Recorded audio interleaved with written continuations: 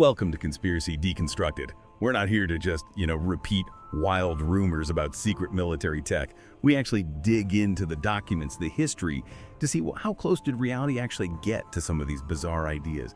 And today, wow, we are looking at maybe one of the strangest concepts ever floated in military circles, the so-called gay bomb. I mean, The name itself, it sounds like a joke, right? Something from a sketch show. But the research it connects to, that reveals a pretty unsettling side of, behavioral warfare history. Our starting point is an actual proposal.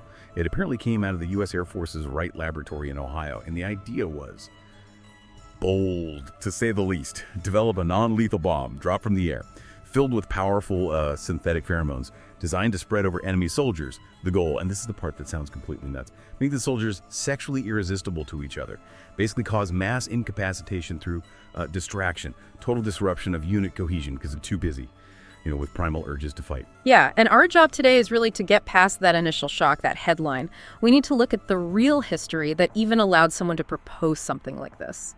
We're going to examine that whole intense, often pretty unethical Cold War research push, both U.S. and Soviet, looking into chemical agents, biological agents, things designed specifically to trigger certain psychological states, certain emotions.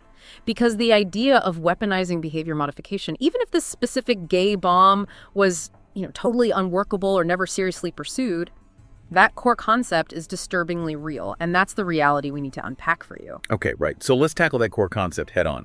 The name gay bomb, it immediately makes you think, okay, a weapon to make people gay, which scientifically, that's just nonsense. Exactly. Complete nonsense in terms of long-term orientation change. The proposal itself, as bizarre as it was, seems more focused on rapid incapacitation through overwhelming distraction. Okay. Right. So think less about changing who someone is fundamentally and more about hitting them with a sudden, overpowering, chemically induced wave of, desire. Something that just completely hijacks their attention, pulls them away from their military duties. It wouldn't necessarily matter who the recipient was or who the target of the attraction was. It's about weaponizing that basic human drive, sexual compulsion, for a tactical edge. And the sheer absurdity of it. I mean, a government weapon designed to cause mass sexual distraction. Racist. That's probably why the story sticks, isn't it?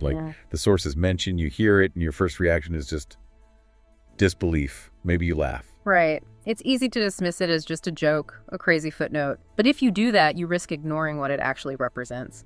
A documented reflection of a time when military thinking went, frankly, way off the rails in terms of science and ethics. It makes you realize they were thinking beyond just bombs and bullets. They were seriously considering messing with people's heads, their fundamental drives. Mm-hmm. Neurological manipulation, the idea that you could alter even the most, intimate human feelings and motivations and see that as a viable path to winning, a non-lethal path, supposedly. That's the really unsettling part. Okay, so to really get our heads around the mindset that could even conceive of this, we need to go back to the Cold War. And this whole military fascination with something called non-lethal weapons, NLW. That category seems to be the official doorway for some of these really wild ideas. That's exactly it. NLW is the big umbrella. And these behavioral weapons, they fit right under it.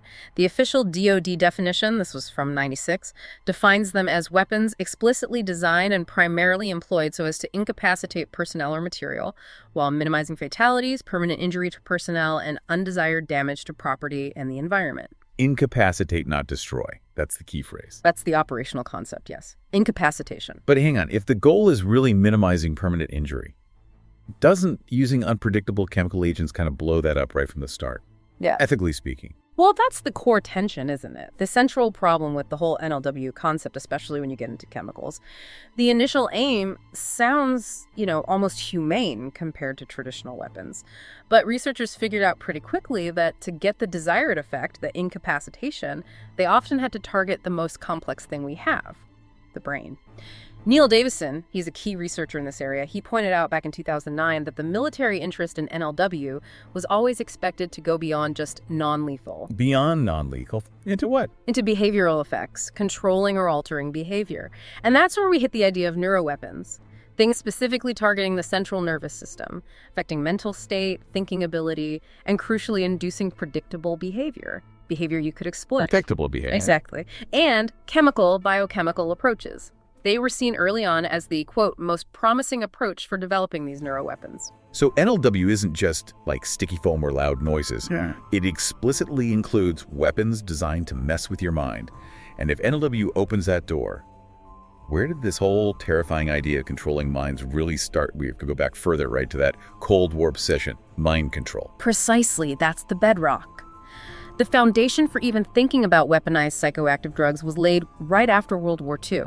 It was driven by this intense CIA and military research effort starting late 40s, early 50s. And the main engine behind it, pure paranoia, fear about communist methods, especially brainwashing. Ah, the brainwashing fear. That came out of the Korean War, didn't it? Yeah. Reports from POWs. Exactly. That fear fueled some really controversial, really dark programs aimed at achieving essentially total behavioral control. You start with projects like Bluebird, that was CIA Office of Security 1949. Then its successor, Artichoke, launched 51 by the CIA's Office of Scientific Intelligence. These programs were heavily focused on combining drugs, sedatives, early hallucinogens with things like hypnosis, sensory deprivation. For interrogation. Interrogation, yes, but also creating reliable agents, controllable human assets. And the goal wasn't just getting secrets. It was much more profound, wasn't it? Like actually engineering behavior. Oh, absolutely. There's a notorious CIA memo from 52 related to Artichoke. It spells it out. It asked if they could, and I'm quoting here, get control of an individual to the point where he will do our bidding against his will. Against his will. And even against fundamental laws of nature, such as self-preservation. Wow. That's chilling. That's not interrogation. That's creating a puppet. It's explicitly about creating what they literally termed a human robot, or, the Manchurian Candidate. The Manchurian Candidate. Right. That language, it really reflects this desire, which researcher John Marks documented, to basically remove the human element. Human unpredictability, especially in spying, was seen as this fundamental flaw. And they thought technology, or maybe chemistry, could fix it. And then LSD came along. Right. The discovery of LSD and other potent hallucinogens just threw fuel on the fire. That led directly into the really infamous MK-ELTRA program. This whole period basically cemented the military and intelligence community's interest in chemically altering minds. Not just altering them, but altering them to get predictable results on a potentially mass scale. The question stopped being if you could weaponize mental states and became how. Okay, so when you hear about the gay bomb proposal, it's tempting to just file it under completely bonkers idea, total outlier. But this is where that historical context you laid out gets really uncomfortable. If you look at the documented factual evidence, the military's interest in psychoactive weapons and behavioral weapons, the mechanism the gay bomb proposed, it actually fits a pattern, a terrifyingly established one. We're not saying the bomb exists or worked, but the goal. Weaponizing emotion, weaponizing compulsion, that was definitely being explored. That's the crucial distinction, yes. Armin Krishnan, who's a recognized expert on neurowarfare, he confirms chemical and biochemical agents are still seen as a key approach. Why? Because they offer this direct route to degrading human performance, targeting the central nervous system directly, trying to bypass rational thought altogether. And the research wasn't vague. They're looking for very specific effects, weren't they? Yeah. Predictable states they could exploit. Extremely specific. For instance, there was a lot of work on calmatives. Calmatives, like tranquilizers. Essentially, yes. Agents designed to tranquilize, make people incredibly sleepy, acutely distracted, or just intensely disoriented. How? By depressing the central nervous system. A report by Lakosky and colleagues back in 2000 noted they looked at sedatives, hypnotics, certain anesthetics, even drugs of abuse. Repurposing them for military use. The goal was always rapid, non-lethal incapacitation. Okay, so sedation. What else? Well, beyond just calming people down, they researched ways to induce total mental chaos, hallucinogens. Krishnan talks about agents specifically meant to, quote, distort a person's perception and cause irrational behavior. So cause panic, mass confusion. Exactly. If you can do that across enemy lines, you effectively stop them without firing a conventional shot. And then there was research into hypnosis-inducing drugs. Scopolamine is often mentioned. Scopolamine, the truth serum. Well, that's the myth. But the interest was because it could theoretically put someone into a, quote, highly suggestible state of mind, making them potentially vulnerable to battlefield suggestion, coercion, psychological ops. Okay. So disorientation, suggestibility. But the gay bomb idea hinges specifically on manipulating primal drives, social behavior, sexual behavior. Does the historical record show they were interested in weaponizing those kinds of things? Attraction, compulsion? Unfortunately, yes. The record does confirm serious interest in biochemicals aimed at producing other very specific social and emotional effects.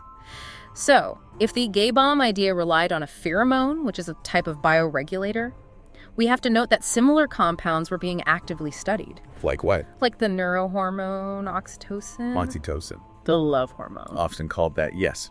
It was intensely studied for its potential to, quote, induce trust in people. Induce trust chemically. That was the idea. So think about it. Yeah. If you believe you can chemically engineer something as complex as social trust, the foundation of cooperation, then the notion that you could also target other primal drives like sexual motivation, compulsion using biochemistry, or maybe advanced bioregulators, that wasn't a huge leap within that research mindset. It seemed plausible to them. But it goes even further than hormones, doesn't it? This is where it gets really dark. We're talking about direct brain manipulation funded by the CIA. Yes. This is probably the single darkest piece of history that makes the underlying intent of something like the gay bomb seem, well, not completely out of left field for the time. We have to talk about Dr. Robert Heath. Heath, Tulane University, linked to MK Ultra.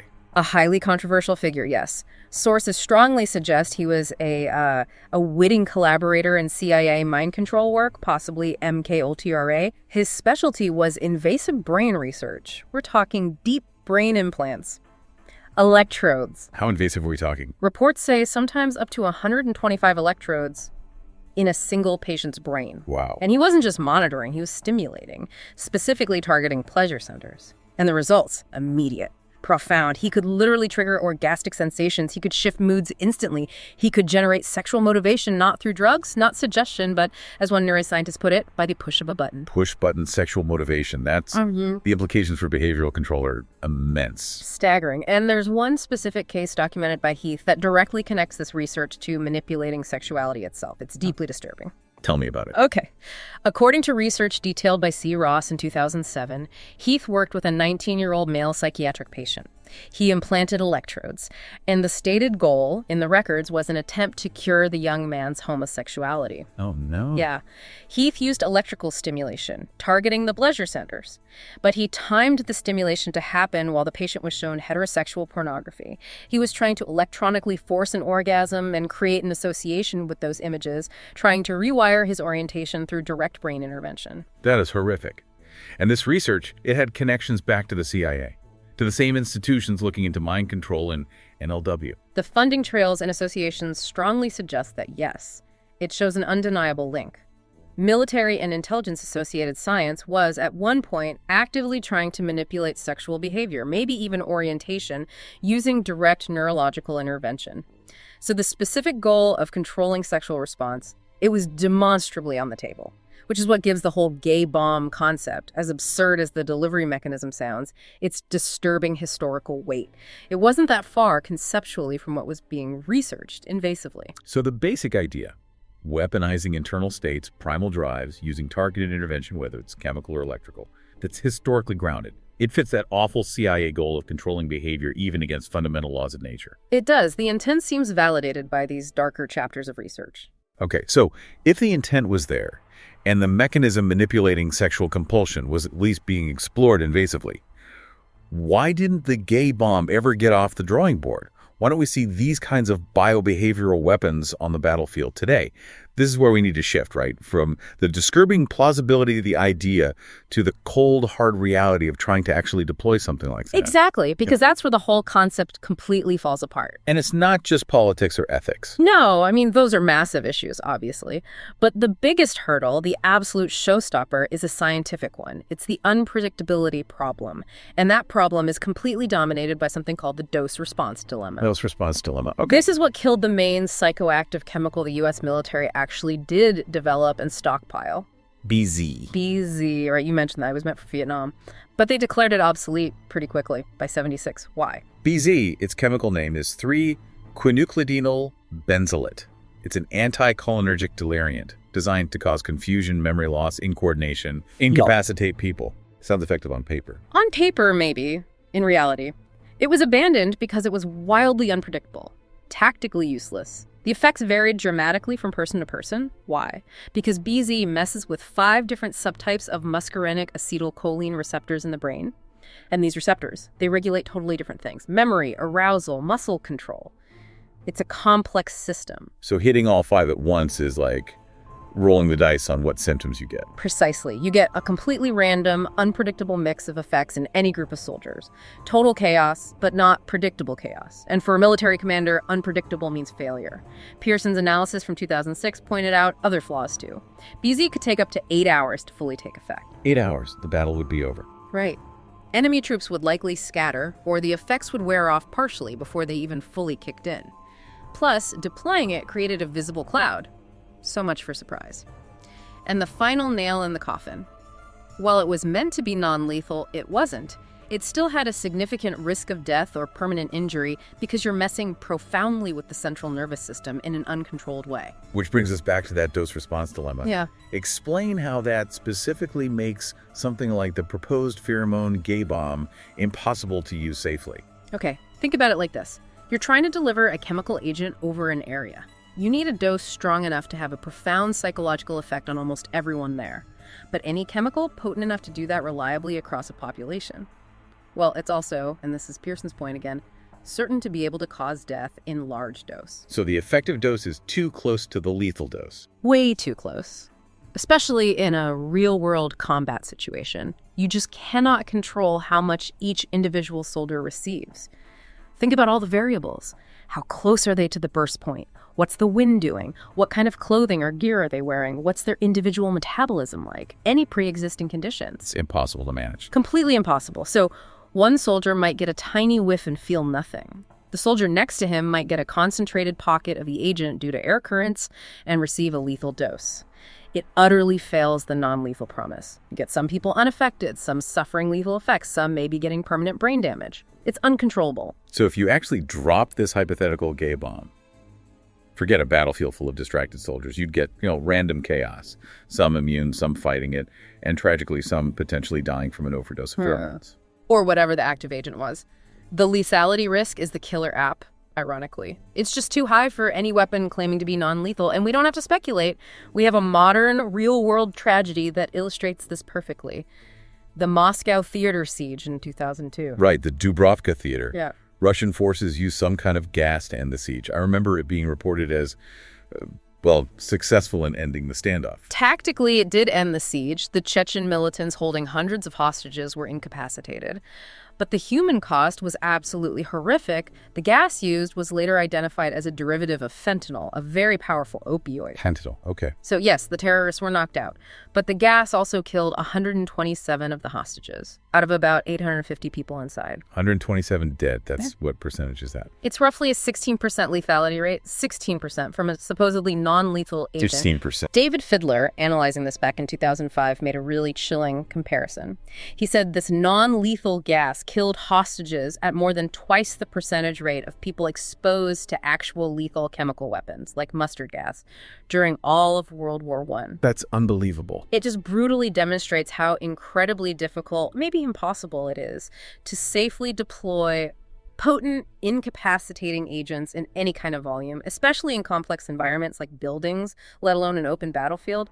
You just can't control the dose. So given these catastrophic dose-response problems, the whole idea of delivering these agents covertly for mass effect, it just sounds scientifically doomed.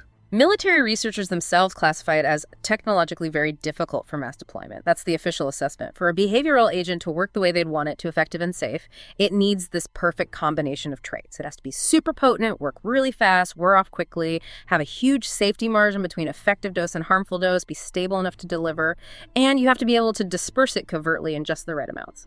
Hitting all of those marks simultaneously. For a large group of moving soldiers, spread out, different environments, it's basically a science fiction problem in material science and aerosol physics.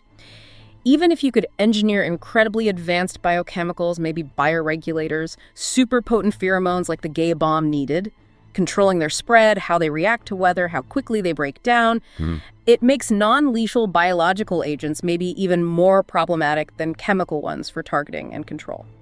The basic physics of trying to spread a cloud evenly just defeats the whole purpose of precise non-lethal effects. Okay, so the science seems clear, while the military, disturbingly, was willing to research weaponizing sexual compulsion through invasive means. The mass delivery system, the actual bomb part of the gay bomb, it crashes hard against the rocks of chemical reality. Unpredictability, dose response, and yet the theory persists. These ideas about external mind control, forced behavior, why do they stick around so strongly in the public imagination? I think it taps into something really fundamental, a deep psychological fear we all have, regardless of politics. It's that fear of losing control, losing agency, the fear of being manipulated from the outside, having your thoughts or feelings not be your own.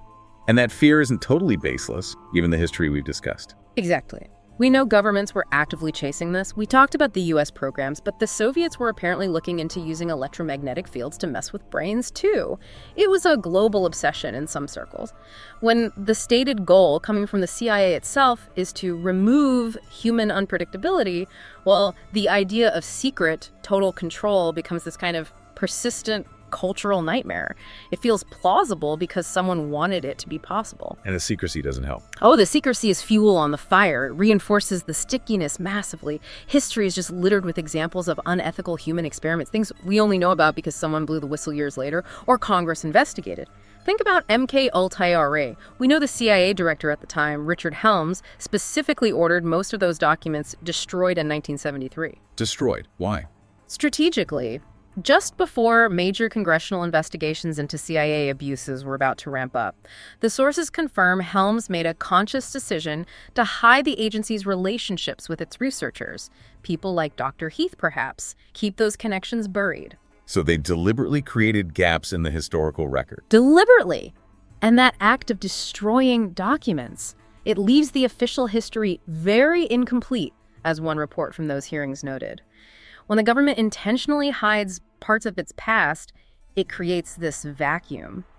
And conspiracy theories, like the gay bomb, they rush in to fill that void because, if the government admits it funded research into brain chips to force orgasms, how can you be absolutely sure they stopped there? How sure can you be they didn't keep researching ways to manipulate sexuality or attraction through other means? That secrecy just breeds suspicion. It makes almost anything seem possible. It opens the door to infinite, often terrifying possibilities in the public mind. And this feeds into that bigger picture, doesn't it? Yeah. The idea mentioned in the sources about neurowarfare being like a stealth conquest without violence. Exactly. The theory goes that you could attack a whole population covertly, not with bombs, but with something subtle, causing political chaos, maybe even changing a population's identity or allegiance over time, all without them realizing they're under attack. That broad, strategic concept. It provides this terrifyingly plausible framework where even really bizarre, targeted behavioral weapons start to seem like they might fit into a bigger plan. It's warfare aimed not at bodies or buildings, but at the mind itself. And that idea has deep roots in the confirmed history of the Cold War. That's why it resonates. Right. Which brings us towards wrapping up and to our final thought for you, listening today. We've pretty firmly established, I think, that the gay bomb as a practical, deployable weapon system. It seems overwhelmingly defeated by basic science, the dose-response problem, the unpredictability. It just doesn't work on a mass scale. Yeah. And yet, the documented history is undeniable. Yeah. The military establishment's pursuit of ways to chemically or even electronically induce specific emotional states, psychological states that happen. Absolutely.